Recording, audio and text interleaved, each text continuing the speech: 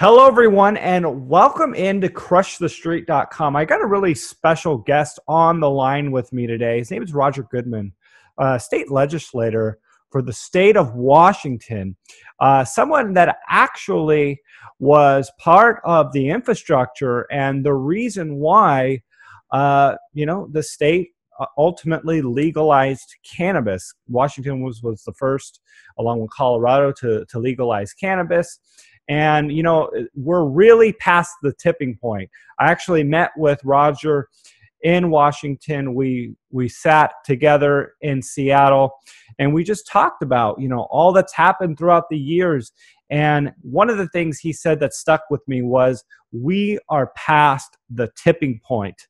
And I really believe that here, especially with this sector. So I want you to get to know Roger here today. Roger, thanks for coming on Crush the Street with me. My pleasure. It's a pleasure to be here. Well, let's talk about the cannabis sector, and maybe by way of introduction, you can tell us a little bit about yourself, how you got involved with, politics, and then, obviously how that related to, what you started to spend your time focusing on here in Washington. So, again, thanks for having me on. I am in the state legislature. I'm the chair of the Public Safety Committee in the House of Representatives, jurisdiction over the criminal justice system. And I've been a criminal justice expert or analyst for a long time. 20 years ago, the war on drugs was really raging. Everybody was getting arrested and thrown in prison, mostly people of color and the poor. And we thought nothing of it.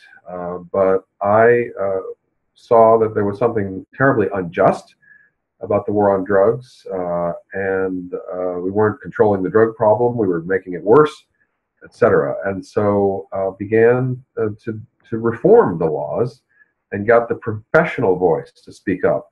That's really what made the difference. Everyone kind of knew the war on drugs was a failure, so it wasn't the message, it was the messenger.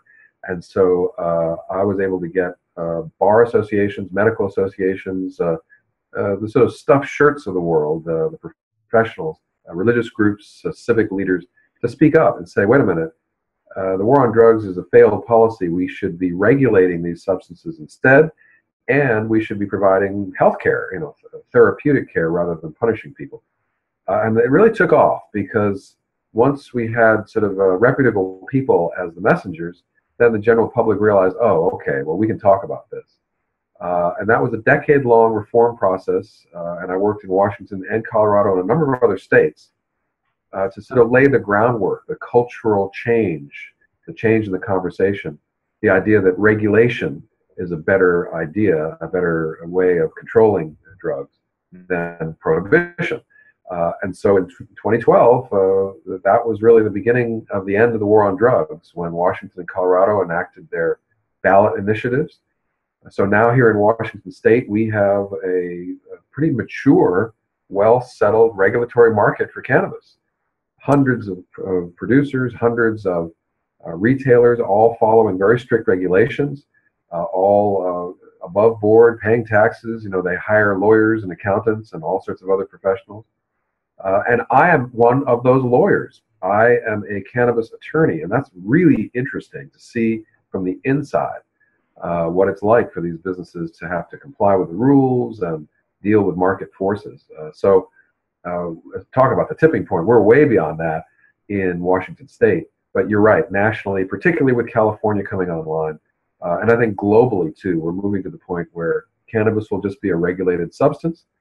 Like alcohol, although alcohol I don't think is regulated enough, but that's another topic. But a very, very interesting time of change.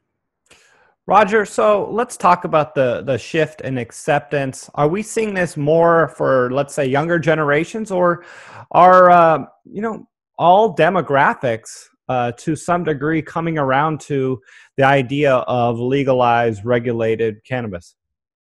So what's really interesting is that young people, 8th graders, 10th graders, my daughter's in 10th grade, for instance, are using less cannabis. So since we have created a legal, regulated market, I guess there's it's not a forbidden fruit so much anymore. It's not cool if grandma's using it for cancer, or and that's the other part of it, is that people over 65 are the huge new surge in use. So I guess people are finding it as a way to age gracefully.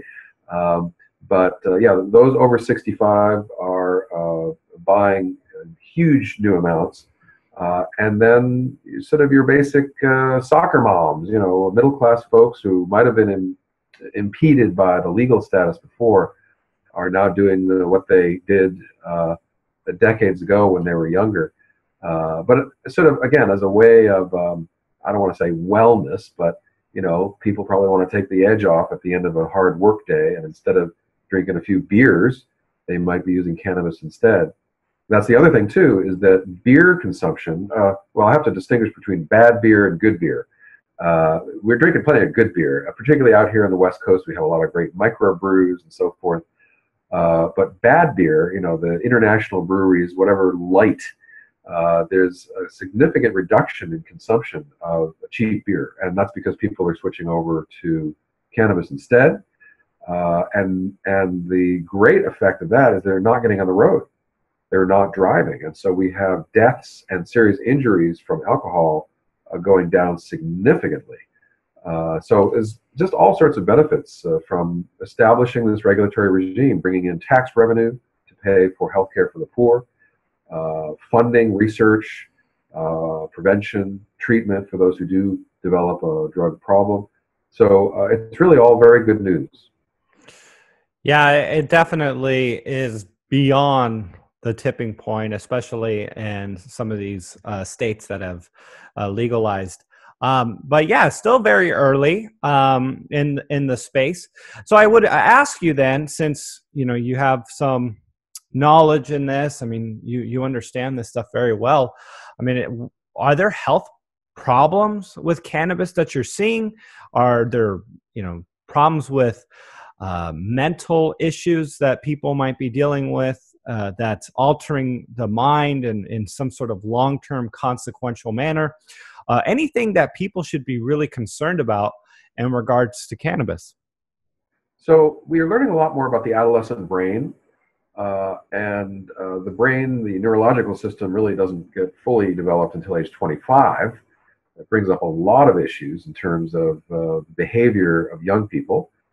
I would say that and age 21 is the age that we have in the states that have legalized for adult use. It's not encouraged for young people to use this because it really could affect the developing adolescent brain. Also, people who have a propensity for mental illness, it could aggravate it. Some people self-medicate, as they say. That might not be a good idea.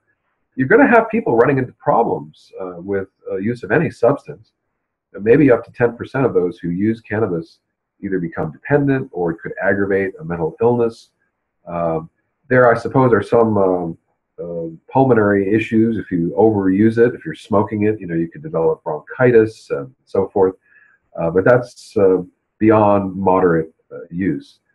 So yeah, there are risks, and I think we need to do a better job, actually, particularly in this state. We've sort of accepted that it's legal, but really haven't taken a hard enough look at the potential harms. It is less harmful than alcohol. Alcohol is a corrosive drug that's associated with rape and murder and accidents and terrible tragedies. So by comparison, cannabis is less harmful, but it does not mean that it is not harmful at all. And we need to be able to have a better balanced message on that. So there's obviously a lot of health benefits that cannabis is providing. There's a list of things that we could run down here. And begs the question, why, and this gets down the conspiratorial lane, and you can shut this down immediately if you want, but is it possible that this was being suppressed for so many years because, maybe big pharma companies didn't want the idea of a new competitor, something that would be harder to bottle and harder to stamp some sort of patent and, property rights on, in the market, competing against the pills and bottled medications that they make a lot of money on? So this is a great question and a very interesting issue. So the Partnership for a Drug-Free America, has been financed by the pharmaceutical industry, which is one of the great ironies. And yes, the pharmaceutical industry in particular has felt threatened by the beneficial medical effects of the more organic, not just cannabis, but coca, which is what cocaine comes from. The opium poppy provides the pain relief for most of the world. Opium is still marketed and distributed through medical systems. It just so happens that heroin is also produced from that. But they say the most dangerous drug is one that can't be patented. And that's from the pharmaceutical industry perspective. So this goes back, actually. So the fact that cannabis is federally prohibited means that not a lot of meaningful research can be conducted on the medical benefits. We have some studies done, but they're not considered legitimate, even though I do consider them reliable, because the federal medical establishment, hasn't sort of blessed it. But I can tell you here in Washington State, where we've been able to use the cannabis for medical purposes, people move here for that purpose. People with Parkinson's, people with multiple sclerosis, people with Crohn's disease, people with serious ailments move here to find relief from cannabis use, because the petrochemical-based pharmaceuticals don't do it for them. And that goes back to the original reason why cannabis was made illegal back in the 1930s, was because it threatened the hemp plant, threatened petroleum-based patented products. The hemp plant is probably the greatest plant on the planet for fuel and fuel additives and fiber and food. And so in each of those sectors, hemp was going to be pushing out a lot of other products that are based on petroleum. And so that was the reason politically why cannabis was made illegal, was for market reasons, for economic reasons. So still today, we're seeing that the petroleum-based economy that started back then has run its course, and now maybe we need to go more sort of organic and renewable again. So one of the things that stuck out when we met in Washington, you pointed something out that I thought was very telling, in that cannabis is not as much going forward being so much of a partisan issue between, Republicans and Democrats. That's something you guys are seeing in Washington. You mentioned that the cities, closer to the coastal cities, which maybe lean more Democrat, are in support of cannabis. But then you have Eastern Washington, where there's a lot of farmers, which tend to lean more conservative, which are also pro-cannabis too, because of the farms and the fields and the jobs that it's providing. So, maybe you can just touch on that a little more. I think it's telling in terms of, the tipping point that we were talking about, how we're beyond that, even though there's some resistance still. Even Trump has said he's not going to really get in the way of the states. So I think we're moving along here. Yeah. So I guess the so-called conservatives, those who tend to be on the Republican side of things, I'm not partisan, but it just so happens that the Republicans are really split in half. There's the old-fashioned view that drugs are bad, just say no. Of course, they make an exception for alcohol, but we don't have to discuss that hypocrisy. But other more pragmatic, more libertarian-leaning Republicans who don't really want the government in our lives so much see the economic opportunity of cannabis production and sale. And so in the eastern part of Washington State, we have some of the best wine grown, grapes grown in the world. We have some of the highest rated wines.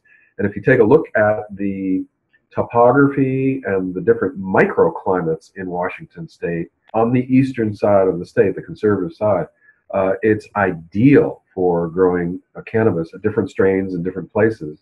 And the my colleagues in the state legislature from the Republican districts very strongly support this new industry, because it's created tens of thousands of new jobs and has not brought crime. This is a regulated product now. We're out of the criminal markets.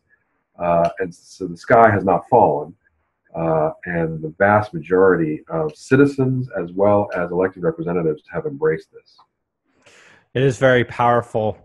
Yeah, Roger, I mean, if there's anything you'd like to add here regarding cannabis and just where the sector is going, please do. But also, in by way of conclusion here, please share with us where people can learn more about you and reach out to you if they'd like to support you or contact you for business. Sure. So I guess the best place to reach me would be my Roger Goodman website. So it's Roger at rogergoodman.org. That's ROGERGOODMAN, Roger Goodman, one word. RogerGoodman.org is my sort of political website. You can see, the information about my legislative accomplishments and so forth. I guess the one thing that I would say is that because of the federal bluster, what we're hearing, not necessarily from the president, but from the current attorney general, Jeff Sessions, the American market is sort of frozen right now in terms of anyone who's interested in investing. I would definitely hold off on taking a chance on American companies. It's north of the border. It's Canada where all the action is. And you may be seeing just in the last few weeks some skyrocketing stock prices. I'm sure they're overvalued, but Canada's going online in the next few weeks, and it'll be the test case for an entire country that creates this regulatory regime and how profitable it can be for them, and then also their linkages with other countries that will go online too. So the U.S., we sort of made the first, we fired the shot that was heard around the world back in 2012. Other states are coming online, particularly on the West Coast. But because of the federal uncertainty, even though no federal enforcement action is likely to take place, they're not going to shut it down. And like we said, we're beyond the tipping point. But just the talk about it freezes investment. So, investors don't like uncertainty. So Canada is the place to go right now. It'll be very interesting to see in the next 6 months, year, 2 years, what will happen in Canada. I suspect there will be overproduction. We've had overproduction here in Washington State, resulting in a glut of product, which has caused the price to collapse. So the producers are not making a lot of money. It's the retailers, because they can buy it at a low price from the producer and then mark it up a little bit and make a nice healthy profit. So we're going to see that overproduction, and so things may crash a little bit, but not after this, not until after this initial period of excitement. That's powerful. Roger Goodman, everyone. Roger, thank you so much for your time here at Crush the Street. I look forward to follow-up interviews with you, especially as this sector continues to evolve. Yeah, we're part of history here. We really are. Yeah.